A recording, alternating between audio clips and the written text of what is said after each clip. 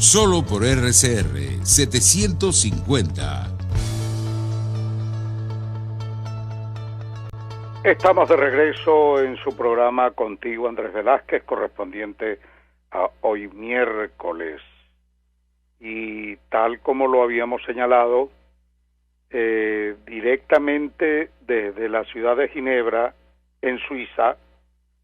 tenemos contacto con nuestra embajadora María Alejandra Aristeguieta, que nos va a acompañar en esta sección del programa para conversar en relación a todos estos temas que tienen que ver con derechos humanos, que tienen que ver con el informe de la misión internacional de verificación que se nombró para hacerle seguimiento a las violaciones de derechos humanos en Venezuela y, por supuesto, a acusaciones duras que se han venido haciendo, muy graves, contra el régimen de Nicolás Maduro, calificados como delitos de lesa humanidad. Todo esto lo vamos a conversar con nuestra invitada especial, con nuestra embajadora María Alejandra Aristeguieta. Ella, y la llamo embajadora porque ese título no se pierde, nos ha representado en el país, al país, en calidad de embajadora en otra oportunidad, y por eso nos la calificamos o la denominamos embajadora, y así la vamos a estar señalando en el programa, porque esta es una cualidad, diría yo, que no se pierde. Es nuestra embajadora, ha hecho un trabajo por el país, y en ese sentido queremos darle la bienvenida a esta venezolana que nos representa ante el mundo de manera impecable. Bienvenida, embajadora. Un honor para nosotros compartir con usted. Al contrario, el honor es mío. De verdad, para mí es un gran placer y un honor estar en tu programa, compartir contigo este rato, y sobre todo porque, bueno, yo tengo una vida política no solo por la afiliación con mi papá, sino porque desde pequeña he estado muy involucrada en la política y admiro mucho la carrera política que tú has tenido y el empeño y el empuje, la solidez con la que la has llevado, y de verdad para mí estar en este momento aquí contigo hoy es de particular orgullo. Muchas gracias, embajadora. Bueno, fíjese usted, yo quisiera comenzar esta conversación con usted con un tema que me apasiona, además porque desde allí vengo, y además porque conozco su realidad, como modestia aparte, mejor que nadie, porque seguimos relacionados con ese mundo, porque activistas del mundo laboral del país siguen conversando, nos mantienen al día, seguimos apoyándolo, y sobre todo por contar en la zona donde resido, en el estado Bolívar, con un movimiento obrero que, si bien es cierto, fue de alguna manera colonizado por por este régimen y manipulado, diría yo también, no solamente colonizado, sino manipulado, intervenido sus organizaciones sindicales. Bueno, hoy día están dando muestras de un cierto despertar. Están activos, están reclamando, están exigiendo respeto por sus reivindicaciones. Y tengo conocimiento que, de acuerdo a la comisión de encuestas que visitó Venezuela el año 2019, y que para el mes de julio, del 8 al 12 de julio, si mal no recuerdo, estuvieron en Venezuela y presentaron un informe ante la OIT, hicieron público el 17 de septiembre del 2019. Bueno, de allí se ha venido dando el debate en relación a ese informe. Tenemos la información de que estaría próximo a ser aprobado y quisiéramos precisamente con usted abordar el tema y comenzar esta conversación por allí. Es un tema que nos apasiona, el mundo del trabajo, porque la riqueza, el bienestar de los pueblos está precisamente centrado en el trabajo. Y lamentablemente en Venezuela hemos retrocedido a condiciones de esclavitud que hoy es una vergüenza hablar de derechos laborales que no existen en Venezuela. ¿Qué nos podría informar, embajadora? Bueno, sí, no, en efecto, está llevándose a cabo en este momento el Consejo de Administración de la Organización Internacional del Trabajo y se está debatiendo muy fuertemente el tema del incumplimiento por parte del representante gubernamental, vamos a llamarlo así, del régimen de Maduro, el incumplimiento de las recomendaciones que hizo esta comisión de encuesta y que presentó esas recomendaciones en el 2019. La Constitución de la OIT dice que ellos tienen 3 meses para aceptarlas y si las rechazan las deben llevar a la Corte Internacional de Justicia. Y si no están de acuerdo con lo que dicen las recomendaciones, la Corte Internacional de Justicia va a dirimir como en una suerte de tribunal de apelación y lo que decida la Corte Internacional de Justicia, pues entonces será lo que debe ser acatado. Pero Venezuela decidió que no quería tomar esa ruta, entonces ni aceptó las recomendaciones, ni tomó esa ruta, simplemente rechaza las recomendaciones y está trancado en esa posición hostil y desafiante, además, hacia la Organización Internacional hacia la Organización Internacional del Trabajo, hacia la OIT. Sí. ¿Qué ahora, pasa? Ahora, entiendo que ese informe, tal como lo llegamos a ver en una oportunidad, hacía recomendaciones, por un lado, hacia derechos laborales de los trabajadores de forma concreta, y por otro lado también hacía exigencias al régimen en relación a los empleadores, toda vez que en Venezuela, bueno, no son tomados en consideración. Esa tesis central o esa teoría del tripartismo que tiene la OIT, patronos, empleadores y Estado, bueno, eso no se cumple en Venezuela. También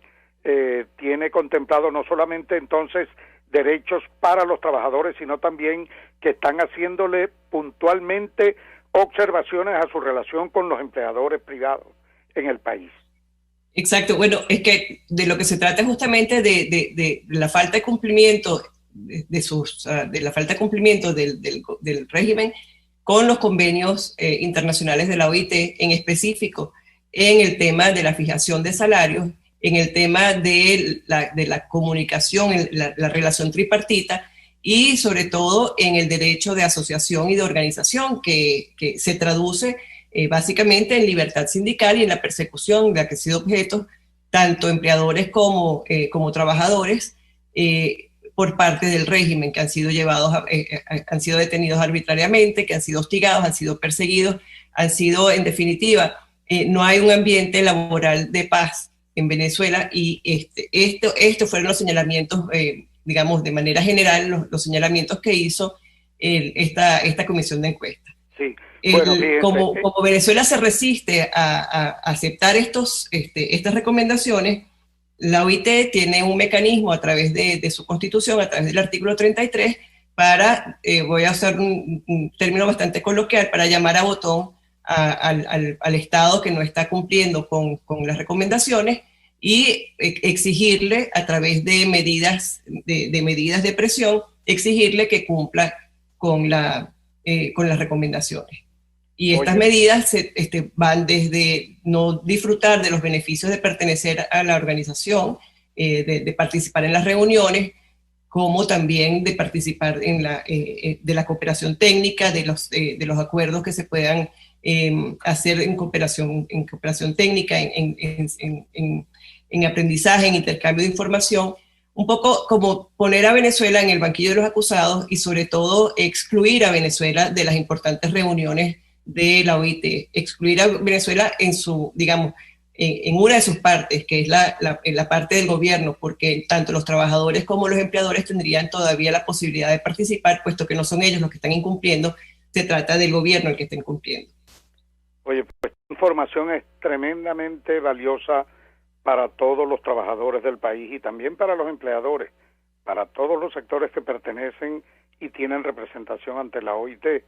porque precisamente en el seguimiento que hemos estado haciendo a todo el tema laboral, tal como usted lo señala, en relación a incumplimientos o,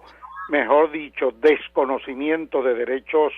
o conquistas laborales que tienen los trabajadores, el tema de la libertad sindical es fundamental, evidentemente, porque todos los sindicatos prácticamente en Venezuela están intervenidos. Los gremios profesionales tienen años que no celebran, por ejemplo, no se celebran elecciones gremiales porque el régimen quiere controlarlas absolutamente. Los sindicatos no pueden celebrar sus elecciones para actualizar sus juntas directivas porque el régimen no lo permite y tiene grupos de intervención más bien de esas juntas directivas, le coloca sindicatos paralelos. El paralelismo sindical que prácticamente había sido abolido en Venezuela volvió por su fuero, está hoy a la orden del día, de manera que la libertad sindical, bueno, y la persecución, hasta hace poco, hasta el año pasado estuvo preso el presidente del sindicato, secretario general del sindicato de Ferrominera del Orinoco, Rubén González, y fue también, por cierto, una de las solicitudes o de las observaciones que hizo la OIT en su informe. Entonces, y el otro tema, embajador, es el tema salarial.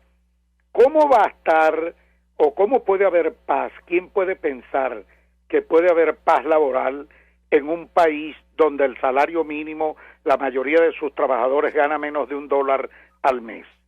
¿Quién puede pensar o hablar de paz laboral cuando un trabajador no puede darle a su familia la comida, cuando sus hijos se acuestan sin comer, sin tomarse un café con leche con un pedazo de pan? ¿Quién puede pensar eso? De forma tal que hoy el tema salarios, libertad sindical, derecho a contratos colectivos, el otro elemento que tiene que ver con la salud del trabajador, condiciones y medio ambiente del trabajo, eso está abolido en Venezuela. Aquí se envenenan, se contaminan y mueren trabajadores con enfermedades profesionales y nadie sabe absolutamente nada de eso porque no hay seguimiento. Son elementos claves que yo creo que debemos poner a la orden del día de la OIT, y con esos datos que usted nos proporciona, que son mecanismos para presionar al régimen, bueno, yo creo que es una gran noticia para todos los trabajadores que usted nos está hoy día dando. Y le agradecemos de verdad su atención en esa área, en ese terreno. Por otra parte, quisiéramos también conocer, embajadora, los impactos que en su opinión tiene la actualización del informe de la misión internacional de verificación de hechos en materia de derechos humanos en Venezuela y el informe también actualizado verbalmente por la alta comisionada, la doctora Michelle Bachelet, en esta reunión de Naciones Unidas en materia de derechos humanos. ¿Qué nos puede decir? Bueno, efectivamente, la semana pasada, esto ha sido así como 2 semanas de 2 semanas de dificultades para el régimen a nivel internacional, a nivel multilateral, ante los organismos del Consejo de Derechos Humanos o del Consejo de Administración de la OIT. En el caso del Consejo de Derechos Humanos, vimos este informe, esta actualización verbal de parte de los expertos de la misión de determinación de hechos, que señalaban básicamente que van a identificar que su labor se va a centrar sobre todo en la identificación de las cadenas de mando y de las personas que estuvieron involucradas desde el más alto nivel hasta el nivel más bajo, en cualquiera de las, en el seguimiento de las instrucciones para torturar o para ejecutar extrajudicialmente a los venezolanos. Esa es para mí una de las cosas que creo que hay que resaltar más. La misión de determinación de hechos está muy involucrada, muy comprometida con llegar a la verdad de los hechos en Venezuela y poderlos exponer. Lo interesante es que en esta oportunidad, tanto el informe de la misión de determinación de hechos como el informe de la alta comisionada coincidieron en muchas áreas, con lo cual no podemos hablar, como se hablaba en otras oportunidades, de que la misión está trabajando con unas metodologías erradas, etcétera, sino que estamos viendo que, pues, a pesar de que estos son, o indistintamente de que estos sean expertos independientes, y del otro lado sea el equipo de la alta comisionada, todos están evidenciando lo mismo. Es como una especie de eso que llaman el chequeo de los fake news. Bueno, aquí no hay fake news, aquí hay todo lo contrario, que se hizo un fact-checking, se chequeó y se correspondió que tanto lo que dice la misión de determinación de hechos como lo que dice Bachelet coincide con lo que nosotros los venezolanos estamos viendo, ustedes en el terreno y nosotros a través de las noticias. Otra de las cosas interesantes de este Consejo de Derechos Humanos es que por primera vez vimos a 56 países patrocinar todos juntos una declaración condenatoria hacia Venezuela, hacia la falta de observancia de los tratados internacionales en materia de derechos humanos y hacia la falta, y pidiendo, abogando por una pronta solución a los problemas venezolanos dentro del Estado de Derecho y abogando por un proceso electoral transparente, independiente, verificable y que incluya elecciones presidenciales, parlamentarias y regionales. Esto no se había visto hasta ahora dentro del Consejo de Derechos Humanos, abordarlo con tal fuerza, con tantos países juntos, y esperamos que eso mismo pase ahora en el seno de la OIT, que estos mismos países se pongan todos juntos, pero que además se unan plenamente los empleadores, que ciertamente son quienes están impulsando el tema, porque la queja fue impuesta por el grupo empleador, pero que también los trabajadores se unan y entre las tres partes de las tres patas del acuerdo tripartito de la OIT, y digamos, en coincidencia los gobiernos con tanto trabajadores como empleadores puedan llevar a Venezuela, al gobierno de Venezuela, a exigirle al gobierno de Venezuela el cumplimiento de estas recomendaciones. O sea que tanto del lado del Consejo de Derechos Humanos como del lado del Consejo de Administración, yo veo que están pasando cosas muy interesantes que están poniéndole la presión internacional necesaria al gobierno de Maduro, al régimen de Maduro. Qué bueno, qué bueno. Y esto podría, embajadora, esos informes pueden ser utilizados para fortalecer las denuncias que ante la Corte Penal Internacional se están haciendo por delitos de lesa humanidad. Sí, totalmente. Eso lo dijeron los expertos, lo reiteraron en esta oportunidad y ante preguntas específicas que hicieron algunas delegaciones, respondieron que sí, y que esperaban que los países llevaran esos informes, los llevaran a la Corte Penal Internacional. Además, del lado de la OIT están pidiendo que la decisión que se tome cree un vaso comunicante con el Consejo de Derechos Humanos, porque en definitiva los derechos laborales, los derechos que se están violando en estos convenios que se han estado violando en Venezuela, y que esta comisión de encuesta determinó que efectivamente deberían ponerse de derecho, que se crea un vaso comunicante con el Consejo de Derechos Humanos para que lo que se revise en la OIT en materia laboral también se revise en derechos humanos en materia de derechos económicos y sociales. Bueno, embajadora, de verdad le queremos agradecer muchísimo todas las informaciones que nos ha brindado. Esta ha sido una interesantísima conversación, pero muy informativa, pedagógica para los sectores laborales del país que están al tanto y nos están sintonizando, sobre todo los trabajadores de allá de la zona de Guayana y otros sectores de trabajadores que les habíamos alertado para que le hicieran seguimiento a esta conversación que hemos sostenido con usted el día de hoy. Muy útil para todos nosotros en esta materia de comunidad internacional, las acciones que se vienen dando, y quiero en todo caso, en nombre de todo este pueblo venezolano, en nombre de las víctimas que buscan de alguna manera reparación y que esto no se siga sucediendo en cuanto a violación de derechos humanos y los trabajadores puedan recuperar sus derechos laborales, queremos agradecerle su interés, el acompañamiento y seguimiento que hace a todos estos casos y el esfuerzo que está haciendo por la libertad y por la democracia en nuestro país. Un gran abrazo y muchísimas gracias. Era nuestra embajadora María Aristeguieta, quien ha conversado con nosotros. Muchísimas gracias. A ti, Andrés, de verdad que ha sido un honor y un placer estar contigo en este espacio hoy. Y aquí estamos pendientes para seguir avanzando en el tema que nos ocupa esta semana. Vale, continuaremos conversando.